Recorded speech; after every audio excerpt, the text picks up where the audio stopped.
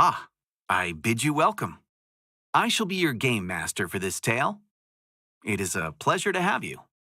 Now then, just like this, I will be using cards to draw you into the world of this story. From time to time, you may be presented with choices like this. That's correct. It doesn't mean anything, but still, good job. You're following along with all this, I trust? Moving on, I believe your experience of the story will be shaped in no small part by my narration. As such, I hope you'll have rather more fun keeping the sound on while you play. That said, rest assured that the game remains enjoyable without sound. My words will be subtitled just as they are now.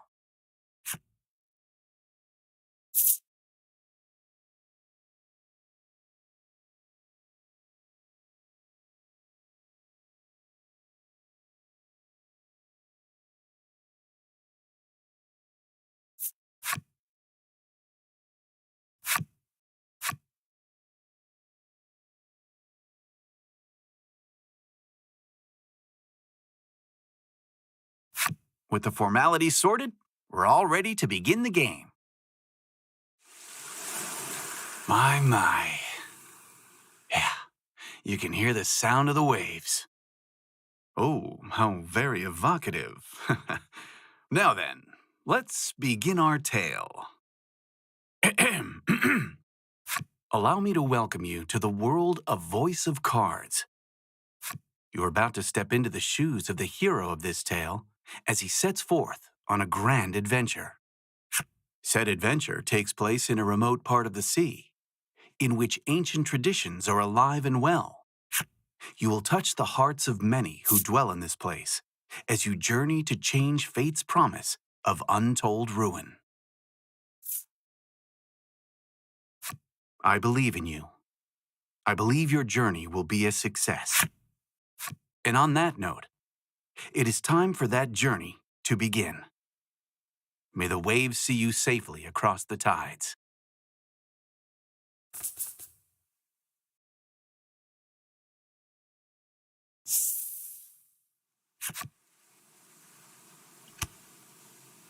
Our story begins in a secluded grotto.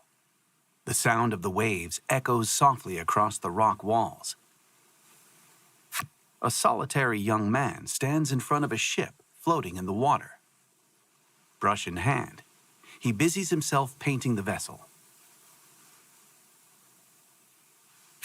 Once he finishes his work, he decides to carve his name into the side of the hull. A finishing touch.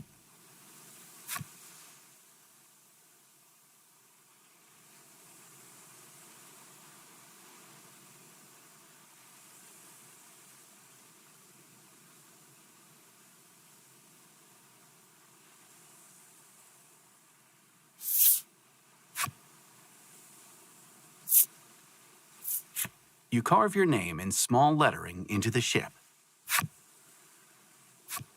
This young lad is the hero of our tale, and your window into the world. You're a navigator without a ship, and your soul yearns to set out upon the ocean blue, for your own reasons. You have spent a great deal of time repairing the wrecked ship before you, in the hopes of crafting a partner, aboard which you might sail the high seas.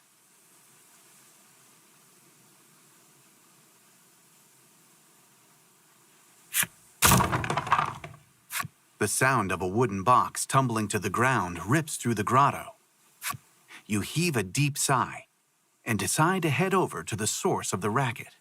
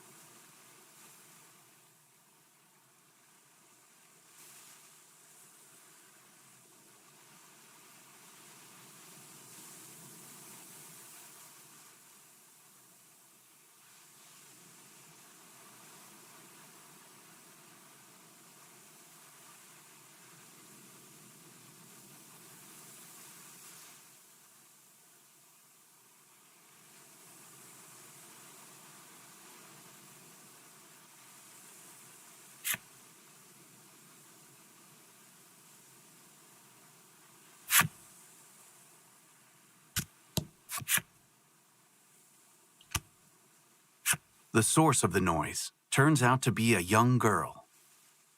It looks as though she has knocked over a wooden box, packed with shipbuilding supplies, and is in quite a panic about it.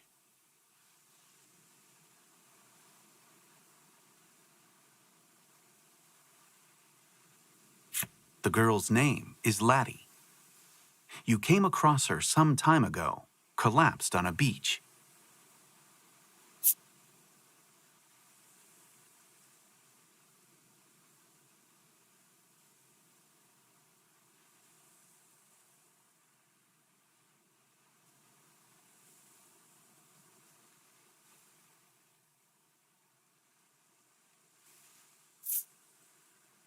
You attempted to bring her to a nearby village, but she was quite opposed to the idea for some reason. As such, she has been helping you repair the ship here. You're not quite sure how to respond to her knocking the box over.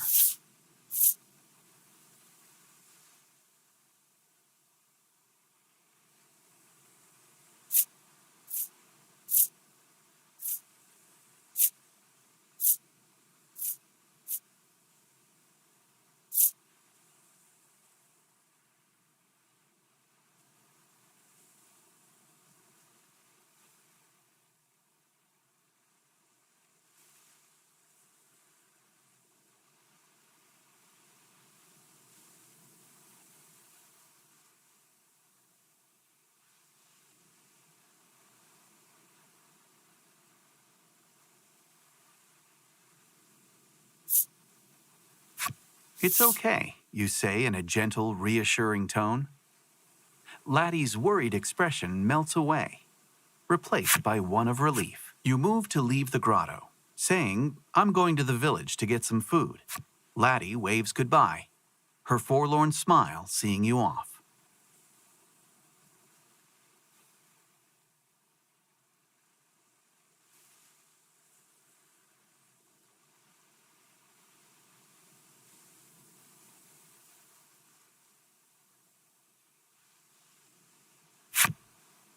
The young woman has lost her ability to speak.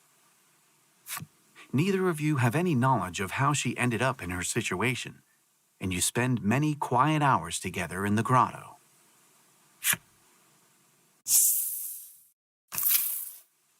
The scent of the sea and a sense of isolation hang heavy in the air. The island is bound for ruin and has had its name since before any can really recall. This is Omega Isle.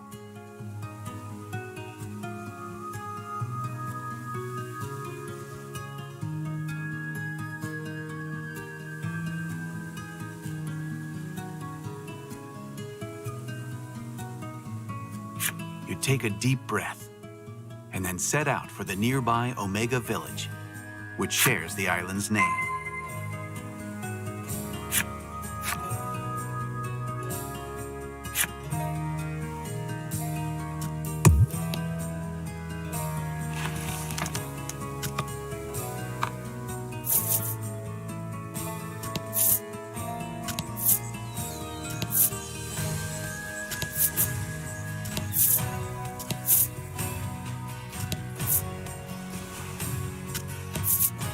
Beyond the pier, the ocean sprawls out in all directions, beckoning you to adventure.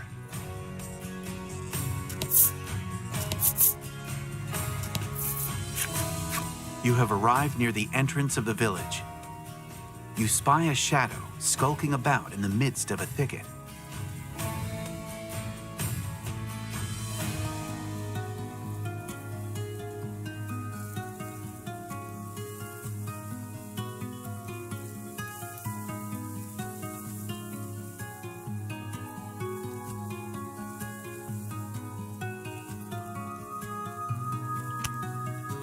The shadows fall away to reveal a small monster. It might be cute, but it's still a monster and a threat. You must slay the beast before it can cause trouble or worse in the village.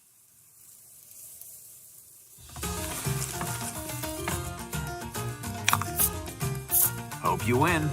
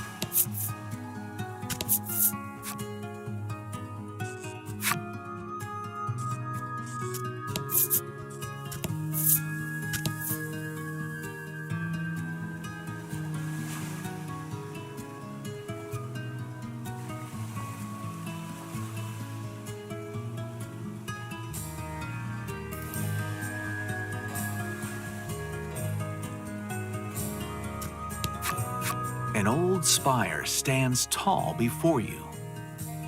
Alas, there's little reason to go poking around within.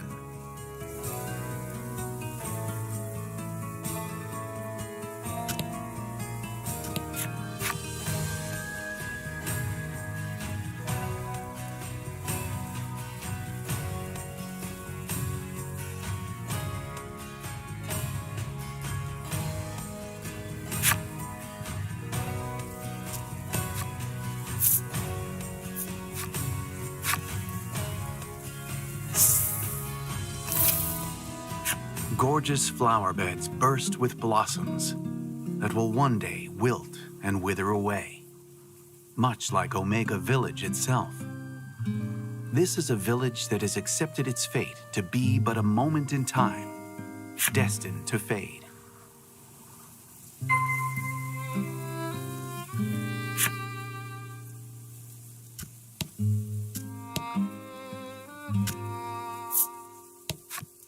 An island in want of a maiden shall fall, he mutters, to no one in particular.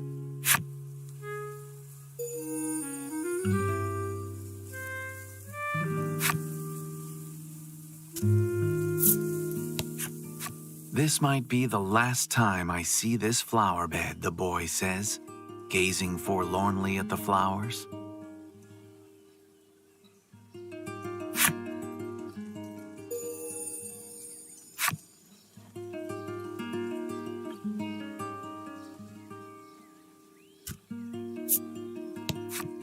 I wish I got to be the maiden, the girl says mournfully, dressed head to toe in maiden garb and clearly pretending to be such.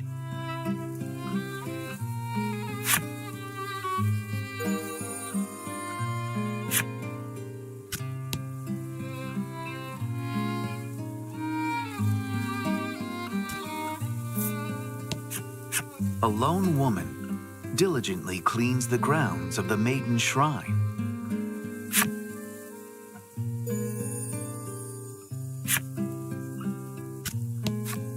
The windows are closed, and it's too dark to see much inside. All sound seems to fall away. How may I help you? The proprietor inquires.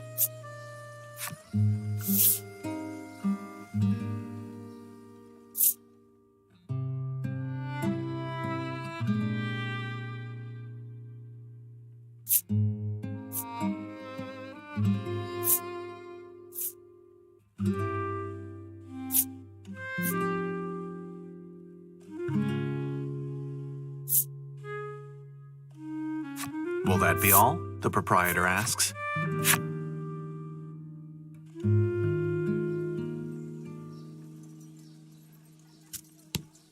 How may I help you? The proprietor inquires.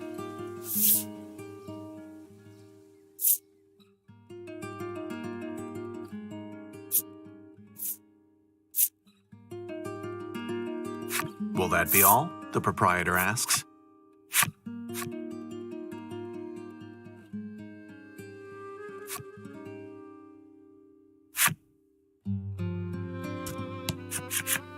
You stop in at the mayor's house and discover that he already has a guest. The two are engaged in discussion. You listen in and learn that they are troubled by monsters that have appeared near the village and have been devouring precious stores of food.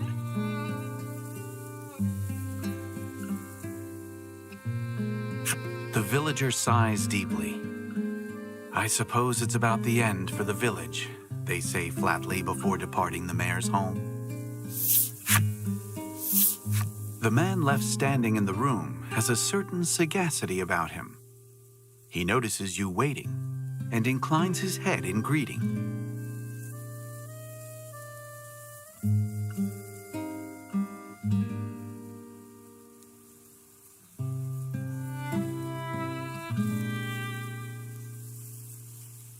His name is Grief. As the village's mayor, he spends his days dealing with all manner of happenings. He looks to be at a loss over the damage being caused by the monsters. It would likely be a simple matter for you to deal with the beasts.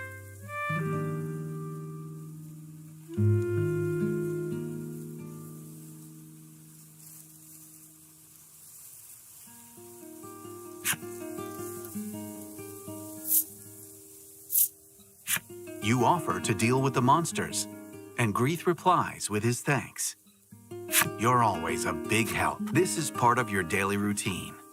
You work to sort out the village's troubles in order to procure food to eat.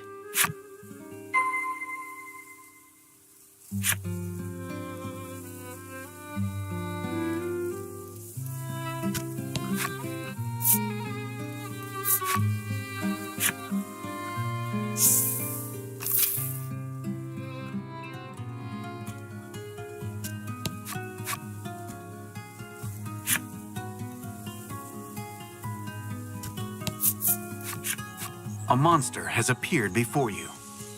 It holds what's left of a piece of fruit in its teeth, and its mouth moves restlessly. With a sigh, you mutter, "Let's get this over with then," and ready your weapon.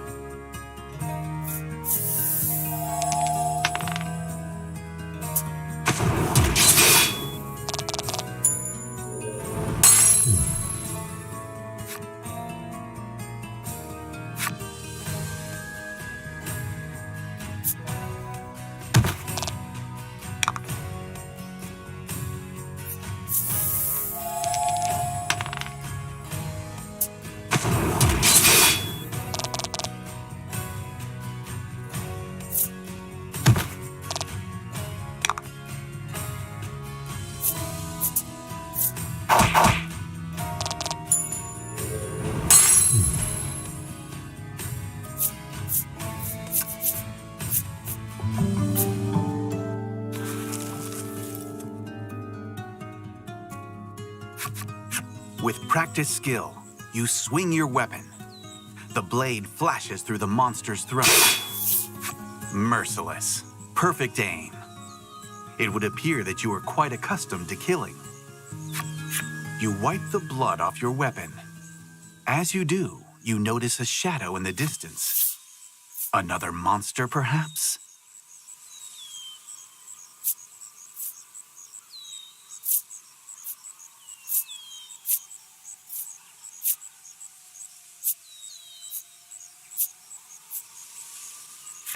Silently, you creep up on the shadow and bring your blade down on it with practiced speed.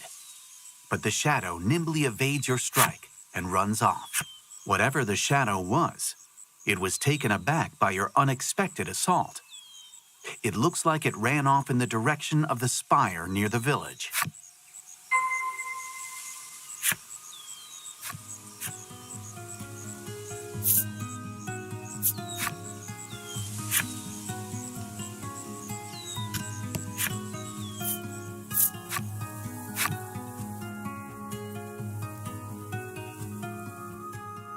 You stand before the Spirit Spire, said to have been erected to protect the island. Yet with the villagers having accepted ruination, it now stands forlorn, an edifice without a purpose.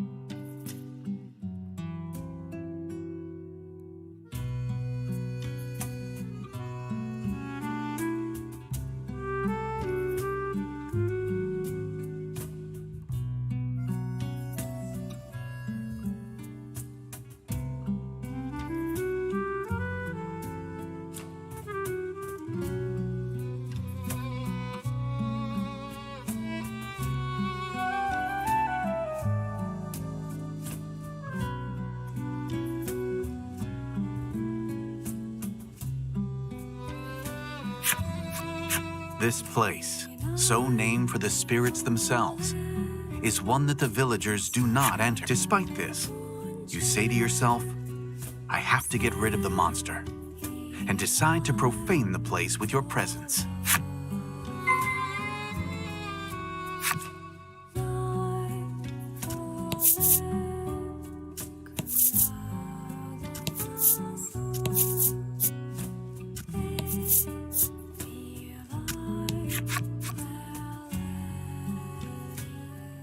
There are some words etched into the door, but they are weathered and difficult to read. Worried though you are about whatever the words might say, you nonetheless try pushing the handle. With some protest, the door groans open.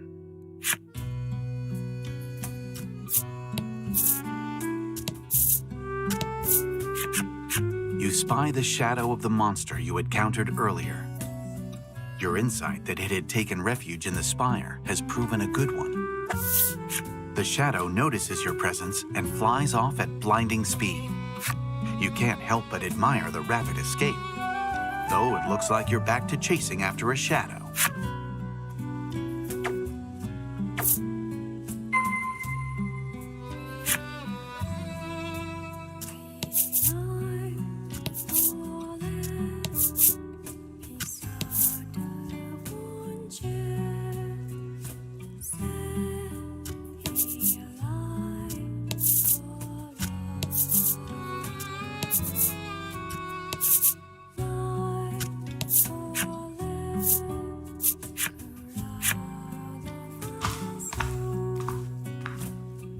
You survey your surroundings, relying on the shafts of sunlight filtering in through the windows. However, you're unable to see the monster from where you are.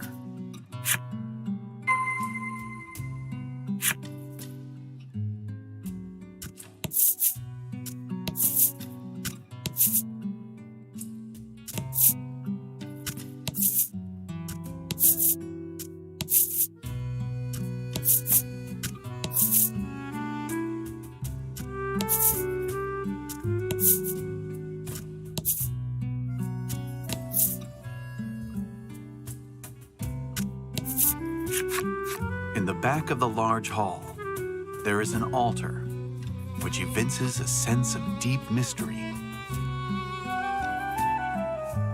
The altar is wrought of a strange kind of stone, its surface polished smooth. It looks as though it's meant for use in some important ritual. You approach the altar to check that there are no places for monsters to hide themselves away inside it.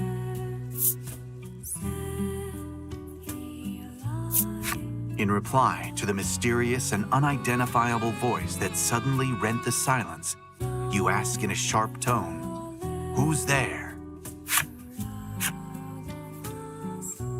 You strain your ears, trying to make out the broken snippets of words echoing off the chamber walls. After speaking a word that rings familiar to your ears, "Laddie," the voice becomes impossible to hear. It cannot be. Could you truly have heard the voice of the spirit from the maiden's myth passed down on the island? All signs of the monster you were in pursuit of seem to have vanished. For the time being, you decide to return to the village and report your success. What in the world could that voice have been?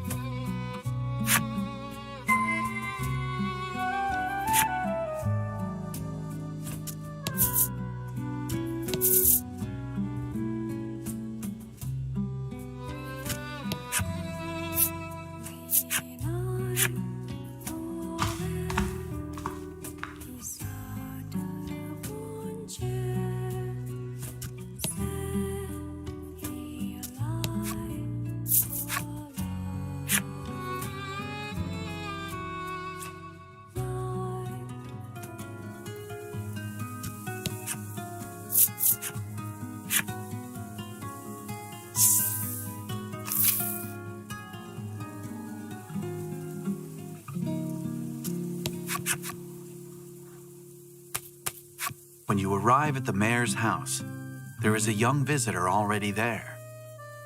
She looks to be making an impassioned request of Grieth. In a wearied voice, Grieth replies, "There is no longer any maiden in our village."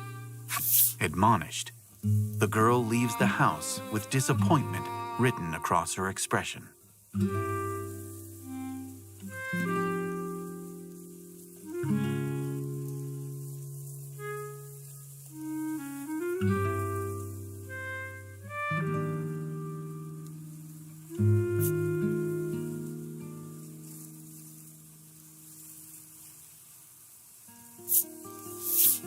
You inform the mayor that you've taken care of the monsters around town. As thanks for completing the job, the mayor hands you a basket of fruit. Oh, good, you think to yourself. Another day, another basket of fruit.